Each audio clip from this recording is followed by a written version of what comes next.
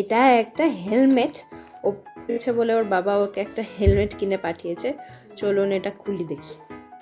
Blue কালারের helmet পছন্দ হয়েছে তোমার বাবা? পছন্দ হয়েছে? চল দেখি এটা কিভাবে পরিয়ে দিই তোকে, চল খুলে নি। কিরকম এসছে?